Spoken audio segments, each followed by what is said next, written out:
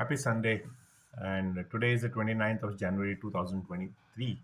And I would like to continue the job role label video that I left off from yesterday. So this goes back to 2019 and early Jan 2019. I found myself on the terrace in a freeze. This was in Goa. The previous night, I had flown down from home from Mumbai, where I had been forced to relocate on a new role on new terms. The earlier terms that I had discussed with the management and agreed did not hold good, and I was in a snafu situation because I had nothing in writing. It was after 24 years of service, I thought everything verbal was okay, and then I thought to myself, why the hell am I doing? What am I doing for someone's life? Which meant fulfilling the organization dream. This was an existential crisis. Why did I work for so many years? Would I had had more friends and happiness had I not spent my days across the country, nights late in office, nights in strange hotels in strange lands? So now hating my job was one thing, but having closely identified with my work, antipathy towards my work or my organization was disliking myself. Why had I fallen prey to this culture?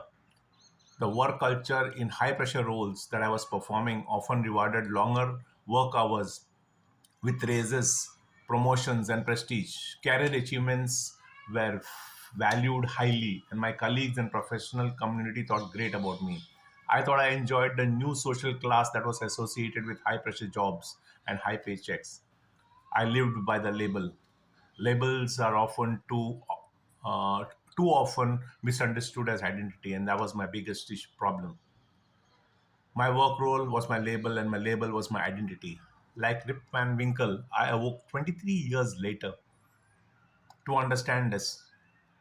Lucky for me, I had picked up skill sets and was able to send the right signals to the job market to earn a living in another role, another location, in another organization. I chose a different boss.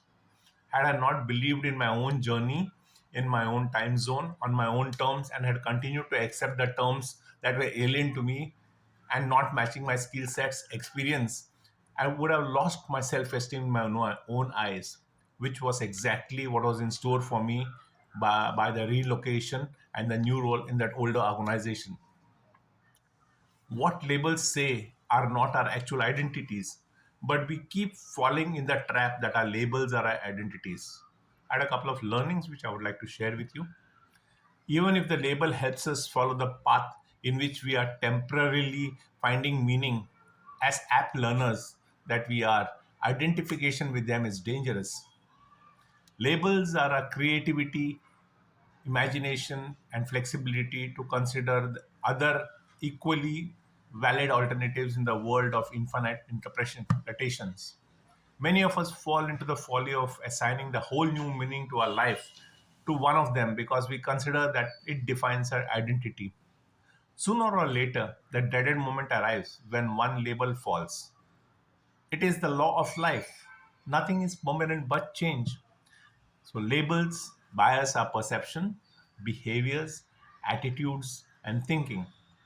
For our happiness, we must be critical to evaluate these labels. Sometimes letting go is simply changing the label. Transition is essential part of life. Does label and identity define who you are? Have you experienced them shifting over the years? Do you struggle to know who you are or what you can do? Please give this a thought. Let not labels define who you are. You are something much more than the job label. You are something much more creative, much more imaginative, and much bigger skill sets. Please give this a thought. Thank you.